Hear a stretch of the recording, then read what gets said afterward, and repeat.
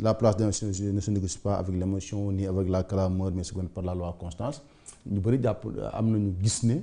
la présence du premier ministre mu wax ko ci kanamam joxoñ na ko te tudd ko am ñu gis ne dafay wax rek de façon générale mais bon quand le premier ministre quand il parle toujours ça fait 3 à 4 fois muy cité Cour suprême mooy saboter suñu liggéey ñooma dañ leen a corrompre yu ni mel est-ce que ndaje yu mel nii mën nañu bañ a njort que le président de la Cour suprême am fa parole ñàkk ko joxat bi même bu du tudd turam. waaw xam nga ndaje yu mel nii c'est vrai que c'est des assemblées très solennelles où il est beaucoup question également de diplomatie ak c'est-à-dire que lépp lu ñuy wax dañ koy wax avec de la manière la plus belle sans vouloir offenser wala lu mënti doon du ay xeex mais nag ci la ñuy profiter différents acteurs yi également ci la ñuy profiter wax seen ay dëgg et soo seetloo wax nga ko am na wax yoo xamante ne day mel ni dañ koy fàttali le premier ministre ñi nga xamante ne mi ngi toog wala boog ñu koy fàttali askan wi yëpp mais plus en tout cas spécialement le premier ministre am na loo xamante ne également dañ koy wax pour ñuy fàttaliku ni ay alternance mën na am nit mën na gagner le pouvoir nit mën na perdre le pouvoir mais loolu warul feeñ ci le rendu de la justice ci liggéeyu justice parce que justice su fekkente ne moom dëgg lay seet dëgg bi amul benn effet bu diw mi ngi ci pouvoir wala diw ñàkk na pouvoir normalement bi nga xamante ne war na ko ci am mais man dama jàpp ni c'est vrai hein les enjeux et défis qui se présentent devant notre justice du ñu jeex du ñu xaaj et perspectives yi également nous devons les interroger mais nous devons en tout cas au moins faire une évaluation sans complaisance de ce qu'est aujourd'hui notre justice. Pourquoi après 65 ans dans notre système démocratique on parle toujours d'indépendance de la justice nga xamante ne dafa mel ni amaguñ ko d'indépendance de la justice ou d'indépendance des juges et pour man il y a une réflexion à mener les hommes politiques nag dafa am force bu ñu am c'est-à-dire que soo tegee sur la table benn question boo xamante ne arrangé wu leen dañ am ay xeetu tontu yu ñu lay tegal par exemple dañ lay wax gouvernance des juges nous ne voulons pas d'une gouvernance des juges et pourtant dans ce pays-là il y a 3 pouvoirs qui coexistent le chef de l'un étant peut-être le chef d'honneur des autres, on peut le dire ainsi. C'est-à-dire que c'est le pouvoir exécutif, c'est le pouvoir législatif, c'est également le pouvoir judiciaire. Le pouvoir judiciaire, à mon avis, c'est-à-dire qu'on peut valablement parler de pouvoir législatif dans ce pays-là. Pouvoir exécutif, n'en parlons même pas. Mën nañu wax sax ni moom rek moo fi pouvoir mais le pouvoir législatif également am na par exemple suñ waroon waxtaan aujourd'hui sur le budget de l'Assemblée nationale naka lañ koy exécuter naka lay demee ñaata la kii di am ñaata la keneen di am peut-être que duñ ci sori duñ ci mën xam parce que ñoom ñooy gouverner seen budget bopp di gouverner l'administration l'Assemblée nationale et l'administration de l'Assemblée nationale et par rapport au gouvernement dañ am un ministre chargé des institutions nekkul le ministre de l'Assemblée nationale nekkul le ministre du Parlement mais il a en charge les questions parlementaires ba pare nekk courroie de transmission entre l'Assemblée et l'exécutif mais par rapport à la justice dañ am une autorité de l'exécutif boo xamante ne moom mooy chef justice la preuve day nekk vice-président du Conseil supérieur de la magistrature en tant que ministre appartenant à l'exécutif est-ce que loolu waruñ ko interroger est-ce que la politique judiciaire waxuma la politique pénale mais la politique judiciaire war nañ tabax ay cours war nañ tabax ay tribunaux war nañ jël ay magistrats ainsi de suite est-ce que loolu dañ ko war a bàyyee ba tey à l'exécutif mu koy régler su fekkente ne si tant est que justice pouvoir la dëgg-dëgg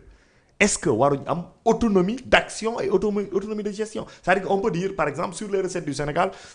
2% vont aller à la justice chaque année et libre à ñoom ñu seet naka la ñuy organiser justice je dis indépendance de la justice autonomie de la justice mais oui c'est-à-dire que est-ce que c'est-à-dire que aujourd'hui on parle d'indépendance de la justice mais ñëpp xam nañ fan la problème bi nekk c'est-à-dire que même un juge du siège qu'on dit indépendant mais xam nañ ni exécutif am na ay moyens yoo xamante ne am na ko ci moom oui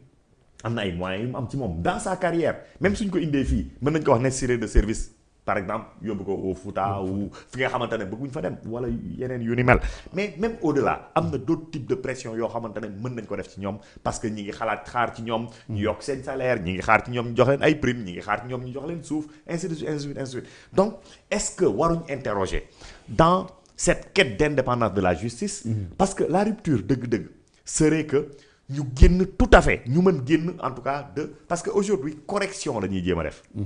la justice aujourd'hui essaie de se mouvoir dans l'attelage institutionnel et des pouvoirs qui coexistent au Sénégal mais aujourd'hui est-ce que la vraie question nekkul ñu jox leen ñoom seen ay moyens ou être indépendant autogérer wu seen bopp maintenant comme l'État peut le faire avec l'Assemblée nationale mu am ay moyens de contrôle parce que xoolal État exécutif mën na tas Assemblée nationale sous certaines réserves et conditionnalités Assemblée nationale mën na daaneel gouvernement justice moom lan la mën c'est-à-dire que ay procédure la ay yu dul jeex donc su fekkante ne dëgg-dëgg pour man dañ bëgg jox justice bi indépendance mu jouer dëgg-dëgg le rôle qui est le sien parce que les gens de l'exécutif ne sont pas plus patriotes que les gens de la justice même s'il faille peut-être élire à certains postes les juges pourquoi duñ dem foofu pourquoi duñ fa dem que ñun ñu mën a xam cour suprême élection la par exemple élection directe wala indirecte mën na nekk ñu mën a xam juge u département de Dakar tribunal départemental de Dakar peut-être ñun ñu tànn ko comme nuñ mën tànnee suñ maire comme nuñ mën tànnee suñ président xaw ma la conseil départemental conseil régional ainsi de suite. mais loolu dans les états fédéraux nga koy gis d'habitude mais comme suñu état yi. non xam nga ñu appliqué ko fi xam nga mën nañ def xam nga ci politique ak ci leneen lu mu mënti doon. benchmarking lu am solo la. qu'est-ce qui se fait ailleurs. quels sont les moyens quels sont les objectifs les résultats l'évolution yooyu yëpp mën nañ ko def c'est du benchmarking mais à un certain niveau dafa am loo xam ne dama ko gëm même si peut-être que ki ko wax. également mën nañ ci Macron quand il s'est agi de lancer son mouvement dafa dajale le cabinet bi nga xamante ne moom la constitué woon ne ma bu ma kenn wax xam nga la bokk na ci li ma leen wax bu ma kenn wax lii mësuñ ko def c'est pas ça le problème nañ ko waxtaanee nañ seet naka lañ koy defee après on évalue on rectifie parce que li ma jàpp mooy la prééminence de l'exécutif mais quand même un premier ministre nommé par un président de la République qui par ailleurs est président du Conseil supérieur de la magistrature moom mooy critiquer waxuma la sax critique objective mais critique en deçà de la ceinture lay def magistrat yi des députés de l'Assemblée nationale di jiiñ ay waa Conseil constitutionnel corruption te bal du tàkk géej du débordé kenn du ko wax ñii bii mooy seen deuxième non. oui 3e 4e 5e duñ aborder les questions mais loolu jarul wax. mais loolu magistrat yi ñoo si war a wax Baldi. non parce que ñoom la ñu président moom moo war a veiller. pour que d'abord pouvoir yëpp di dox. loolu rôle am la. ok donc su amee ci njabootam koo xam moo ko nommé moom. muy attaquer ñii wala keneen koo xamante ne yow yaa war a fexe tamit pouvoir am di dox institution am di dox. muy attaquer keneen. bien que def nañ plainte fan lay mujjee mais au-delà de man nga tooñ man maa la topp. mais le système war nañ ko mën interroger. est-ce que dans d'autres circonstances nga jàpp ni juge yi suñu leen nommé woon premier ministre di leen attaquer impunément nii du am. suñu leen nommé woon. non suñu leen éliroon par exemple suñu leen éliroon par exemple président ne leen attaquer nii. du premier ministre par exemple. impunément di nga foog ni ay député dinañ toog way attaquer des juges constitutionnels en pleine période électorale mu nekk juge électoral ñu attaquer leen ne leen yéen dañ leen corrompre pour ngeen écarter des candidats pour ngeen xawma lan ak lan pour man dañ war a sans complaisance poser les vraies questions les vrais débats essayer de leur trouver nag les vraies solutions des problèmes concrets pour des solutions concrètes mais pas ay perspectives waxtaan. du jeex yooyu la ñuy jël dugal ko ci tiroir yi waa Maroc suñ bëggee ñëw xool waa Gabon suñ bëggee ñëw xool après way ñu def ci quelques réformettes pour que sur l'international ñu ne Sénégal lii mais ci doxalin bi dafay am luy sooxee luy des. D'accord pourtant le président mi ngi wax président conscient de la place et du rôle du juge dans la stabilisation et la sécurisation de la paix sociale, de l'économie et de la préservation de nos institutions. Je me suis résolument engagé en tant que président du Conseil supérieur de la magistrature et garant de l'indépendance de la justice à prendre les mesures appropriées pour que le juge puisse rendre des décisions dans des délais raisonnables, en toute indépendance et en toute impartialité. Oui. moo ne woon ne conseil supérieur de la magistrature dañu dafa waxtaane loo xam ne duñu ko wax. duñu ko wax. moo tax ñu wax ñu. ok.